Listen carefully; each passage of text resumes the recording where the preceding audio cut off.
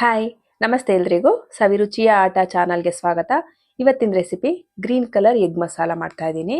ಹಾಗೆ ಪಾಲಕ್ ಸೊಪ್ಪನ್ನ ಉಪಯೋಗಿಸ್ಕೊಂಡು ನಾನಿವತ್ತು ಹೆಲ್ದಿಯಾದಂಥ ಒಂದು ಎಗ್ ಮಸಾಲ ಮಾಡ್ತಾ ಇದ್ದೀನಿ.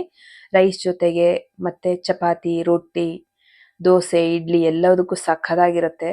ತುಂಬಾನೇ ಹೆಲ್ದಿ ಅಂತ ಹೇಳ್ಬೋದು. ಇದು ತುಂಬಾನೇ ಪ್ರೋಟೀನ್ ಇರುವಂತ ಹಾಗೆ ಐರನ್ ಇರುವಂತ ಒಂದು ರೆಸಿಪಿ. ಇವಾಗ ಮಕ್ಳಿಗೆಲ್ಲ ಸ್ಕೂಲ್ ರಜಾ ಇದೆ ಅಲ್ವಾ, ಈ ರೀತಿ ನೀವು ಮಾಡ್ಕೊಟ್ರೆ ಪದೇ ಪದೇ ಕೇಳ್ತಾರೆ ಮಕ್ಕಳು. ತುಂಬಾ ಇಷ್ಟಪಟ್ಟು ಹೊಟ್ಟೆ ತುಂಬಾ ತಿಂತಾರೆ, ಅಷ್ಟು ಚೆನ್ನಾಗಿರುತ್ತೆ. ಆರೋಗ್ಯಕ್ಕೂ ಕೂಡ ತುಂಬಾನೇ ಒಳ್ಳೇದು. ಬಿಸಿಲಲ್ವಾ ಇವಾಗ, ಹೊರಗಡೆ ಹೋಗಿ ಆಟ ಆಡ್ತಾ ಇರ್ತಾರೆ. ಈ ರೀತಿ ಪಾಲಕ್ ಸೊಪ್ಪಿಂದ ಎಲ್ಲ ಮಾಡ್ಕೊಟ್ರೆ ನಾವು ತುಂಬಾನೇ ಚೆನ್ನಾಗಿರುತ್ತೆ. ಹಾಗೆ ಹೇಗ್ ಮಾಡೋದು ಅಂತ ನೋಡ್ಕೊಂಡ್ಬಿಡೋಣ. ತುಂಬಾ ಕ್ವಿಕ್ ಆಗಿ ನಾನು ಇವತ್ತು ಹೇಗ್ ಮಾಡೋದು ಅಂತ ಹೇಳ್ಕೊಟ್ಬಿಡ್ತೀನಿ. ಮೊದಲಿಗೆ ನಾನಿಲ್ಲಿ ಒಂದು ಕಟ್ಟಷ್ಟು ಪಾಲಕ್ ಸೊಪ್ಪನ್ನ ತಗೊಂಡಿದ್ದೀನಿ. ನೀಟಾಗಿ ಬಿಡಿಸಿ ತೊಳೆದು ಒಂದು 3 ಸಲ ತೊಳ್ಕೊಳ್ಳಿ, ಮಣ್ಣೆಲ್ಲ ಹೋಗುತ್ತೆ. ತೊಳೆದು ಈ ರೀತಿಯಾಗಿ ನೀರಿಂದ ಸಪ್ರೇಟ್ ಮಾಡಿ ಇಟ್ಕೊಂಡಿದ್ದೀನಿ.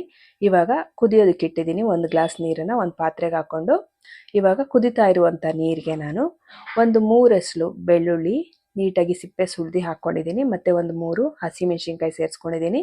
ಇದ್ರ ಜೊತೆಗೆ ನಾನು ತೊಳೆದಿಟ್ಕೊಂಡಿರ್ತಕ್ಕಂಥದ್ದು 1 ಕಟ್ ಪಾಲಕ್ ಸೊಪ್ಪನ್ನು ಕೂಡ ಹಾಕೋತಿದ್ದೀನಿ.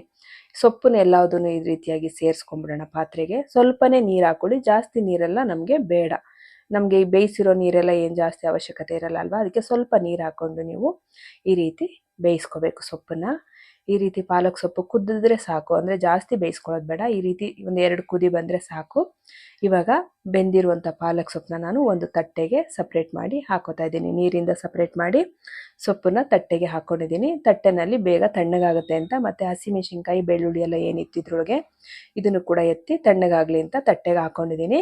ಇವಾಗ ಇದನ್ನು ಸೈಡಲ್ಲಿ ಇಟ್ಕೊಂಡು ಒಂದು ಕುಟಾಣಿ ತೊಗೊಂಡಿದ್ದೀನಿ. ಕುಟಾಣಿಗೆ ಒಂದು 4-5 ಎಸಳಷ್ಟು ಬೆಳ್ಳುಳ್ಳಿ ಸಿಪ್ಪೆ ತೆಗೆದಿರುವಂಥದ್ದು ಮತ್ತು 1 ಇಂಚಿನಷ್ಟು ಹಸಿ ಶುಂಠಿನ ತೊಳೆದು ಹಾಕ್ಕೊಂಡಿದ್ದೀನಿ. ಇವಾಗ ಇದನ್ನು ನಾವು ಚೆನ್ನಾಗಿ ಜಜ್ಕೊಳ್ಳೋಣ. ನೀಟಾಗಿ ಈ ರೀತಿ ಜಜ್ಕೊಳ್ಳೋಣ. ಪೇಸ್ಟ್ ಎಲ್ಲ ಏನು ಮಾಡೋದು ಬೇಡ, ಈ ರೀತಿ ಜಜ್ಕೊಂಡ್ರೆ ಸಾಕು. ನೋಡಿ ಇವಾಗ ತೋರಿಸ್ತಾ ಇದ್ದೀನಿ, ಈ ರೀತಿ ಆದರೆ ಸಾಕು. ಜಜ್ಜಿಟ್ಕೊಂಡಿದ್ದೀನಿ. ಇವಾಗ ಜಜ್ಜಿಟ್ಕೊಂಡಿರೋದನ್ನು ಸೈಡಲ್ಲಿ ಇಟ್ಕೊಂಡು ಮಿಕ್ಸಿ ಜಾರ್ ಇಟ್ಕೊಂಡಿದ್ದೀನಿ. ಮಿಕ್ಸಿ ಜಾರ್ಗೆ ನಾವು ಸೊಪ್ಪು ಏನು ಇವಾಗ ತಣ್ಣಗಾಗ್ಲಿ ಅಂತ ಇಟ್ಟಿದ್ವಿ ಇದನ್ನು ಹಾಕ್ಕೊಂಡು ಇದನ್ನು ರುಬ್ಕೊಂಬಂದ್ಬಿಡೋಣ. ನೋಡಿ ಈ ರೀತಿಯಾಗಿ ರುಬ್ಕೋಬೇಕಾಗುತ್ತೆ. ತುಂಬ ನುಣ್ಣಗೆಲ್ಲ ಏನು ರುಬ್ಬೋದು ಬೇಡ, ಹಾಗಂತ ತುಂಬ ದಪ್ಪನೂ ಇರಬಾರ್ದು. ಈ ರೀತಿ ರುಬ್ಕೋಬೇಕು. ಇವಾಗ ರುಬ್ಕೊಂಡಿರುವಂಥ ಸೊಪ್ಪನ್ನು ಕೂಡ ಸೈಡ್ಗೆ ಇಟ್ಕೊಂಡು ಇವಾಗ ಸ್ಟವ್ ಹಚ್ಕೊಂಡು ಒಂದು ಚಿಕ್ಕದು ಪಾತ್ರೆ ಇಟ್ಕೊಂಡಿದ್ದೀನಿ. ದಪ್ಪ ತಳ ಇರೋವಂಥ ಪಾತ್ರೆ ಇಟ್ಕೊಂಡ್ರೆ ಮೊಟ್ಟೆ ಹಾಕಿದಾಗ ನಾವು ಕಚ್ಕೊಳ್ಳೋದಿಲ್ಲ. ಅದರಿಂದ ಒಂದು ದಪ್ಪ ತಳ ಇರುವಂಥ ಪ್ಯಾನ್ ಇಟ್ಕೊಂಡು ಇದಕ್ಕೆ ಅರ್ಧ ಟೇಬಲ್ ಸ್ಪೂನ್ ಎಣ್ಣೆ, 1 ಟೇಬಲ್ ಸ್ಪೂನ್ ತುಪ್ಪ ಹಾಕ್ಕೊಂಡು ಕಾದ ನಂತರ, ತುಪ್ಪ ಎಣ್ಣೆ ಬಿಸಿ ಆದ ನಂತರ ನಾವು ಇದಕ್ಕೆ 1 ಗೆಡ್ಡೆ ಈರುಳ್ಳಿ ಸಣ್ಣದಾಗಿ ಕಟ್ ಮಾಡ್ಕೊಂಡು ಸೇರಿಸ್ಕೊಂಡಿದ್ದೀನಿ. ಈರುಳ್ಳಿ ಹಸಿ ವಾಸನೆ ಹೋಗಬೇಕು, ಸ್ವಲ್ಪ ಬಣ್ಣ ಚೇಂಜ್ ಆಗಬೇಕು, ಅಲ್ಲಿವರೆಗೂ ನಾವು ಈ ರೀತಿ ಫ್ರೈ ಮಾಡ್ಕೋಬೇಕು. ಇವಾಗ ಶುಂಠಿ ಬೆಳ್ಳುಳ್ಳಿನ ಏನು ನಾವು ಜಜ್ಜಿಟ್ಕೊಂಡಿದ್ವಿ ಇದು ಕೂಡ ಹಾಕ್ಕೊಂಡಿದ್ದೀನಿ. ಇವಾಗ ಇದನ್ನು ಕೂಡ ಒಂದು ಸ್ವಲ್ಪ ಹೊತ್ತು ಈ ರೀತಿಯಾಗಿ ಫ್ರೈ ಮಾಡ್ಕೊಳ್ಳೋಣ. ಹಸಿ ವಾಸನೆ ಹೋಗೋವರೆಗೂ ಫ್ರೈ ಮಾಡಿಕೊಂಡು ಇವಾಗ ಇದಕ್ಕೆ ನಾವು ಸ್ವಲ್ಪ ಮಸಾಲೆ ಪೌಡ್ರುಗಳನ್ನ ಸೇರಿಸ್ಕೊಳ್ಳೋಣ. ಒಂದು ಅರ್ಧ ಟೇಬಲ್ ಸ್ಪೂನ್ ಧನಿಯಾ ಪೌಡ್ರು, ಅರ್ಧ ಟೇಬಲ್ ಸ್ಪೂನು ಅಚ್ಚ ಖಾರದ ಪುಡಿ, ಮತ್ತು ಒಂದು ಅರ್ಧ ಟೇಬಲ್ ಸ್ಪೂನು ಗರಂ ಮಸಾಲ ಹಾಕ್ಕೊಂಡಿದ್ದೀನಿ. ಇದು 3 ಸೇರಿಸ್ಕೊಂಡು ನಾವು ಚೆನ್ನಾಗಿ ಮಿಕ್ಸ್ ಮಾಡ್ಕೊಳ್ಳೋಣ. ಇವಾಗ ಮಿಕ್ಸ್ ಆಯಿತು. ಮಿಕ್ಸ್ ಆದಮೇಲೆ ನಾವು ಇವಾಗ ಏನು ರುಬ್ಕೊಂಡು ಇಟ್ಕೊಂಡಿದ್ದೀವಿ, ಪಾಲಕ್ ಸೊಪ್ಪನ್ನು ಬೇಯಿಸಿ ರುಬ್ಬಿಟ್ಕೊಂಡಿರೋಂಥ ಪೇಸ್ಟನ್ನು ಹಾಕ್ಕೊಳ್ಳೋಣ. ಇವಾಗ ಸೊಪ್ಪು ಬೇಯಿಸಿ ಇಟ್ಕೊಂಡಿದ್ವಿ ಅಲ್ವಾ ರುಬ್ಬಿ, ಇದನ್ನು ಕೂಡ ಹಾಕ್ಕೊಂಡಿದ್ದೀನಿ. ಇವಾಗ ಒಂದ್ಸಲಿ ಚೆನ್ನಾಗಿ ಮಿಕ್ಸ್ ಮಾಡ್ಕೊಳ್ಳೋಣ. ಈ ರೀತಿ ಚೆನ್ನಾಗಿ ಒಗ್ಗರಣೆನಲ್ಲಿ ಮಿಕ್ಸ್ ಮಾಡ್ಕೊಂಡಾದ್ಮೇಲೆ ಮಿಕ್ಸಿ ಜಾರ್ಗೆ ಸ್ವಲ್ಪ ಸೊಪ್ಪು ಬೇಯಿಸಿರೋ ನೀರನ್ನೇ ಹಾಕ್ಕೊಂಡು ನಾನು ಸೇರಿಸ್ಕೊಂಡಿದ್ದೀನಿ. ನಮಗೆ ಎಷ್ಟು ಗ್ರೇವಿ ಬೇಕಾಗುತ್ತೋ ಅಷ್ಟನ್ನು ನಾನು ಮಾಡ್ಕೋತಾ ಇದ್ದೀನಿ. ಇಲ್ಲಿ ನಾನು ಒಂದು 8 ಮೊಟ್ಟೆಗಳನ್ನ ಹಾಕೋತಾ ಇದ್ದೀನಿ. ಅದರಿಂದ ನಾನು ಎಷ್ಟು ಬೇಕೋ ಅಷ್ಟು ನೀರನ್ನು ಸೇರಿಸ್ಕೊಂಡು ನೋಡಿ ಈ ರೀತಿಯಾಗಿ, ತುಂಬ ತೆಳ್ಳಗಾಗೋದು ಬೇಡ, ತುಂಬ ತೆಳ್ಳಗಾಗ್ಬಿಟ್ರೆ ನೀರು ಬಿಟ್ಕೊಂಡ್ಬಿಡುತ್ತೆ. ಈ ರೀತಿ ಹದವಾಗಿರಬೇಕು. ಇವಾಗ ರುಚಿಗೆ ಎಷ್ಟು ಬೇಕೋ ಅಷ್ಟು ಉಪ್ಪನ್ನು ಹಾಕೊಂಡ್ಬಿಡೋಣ.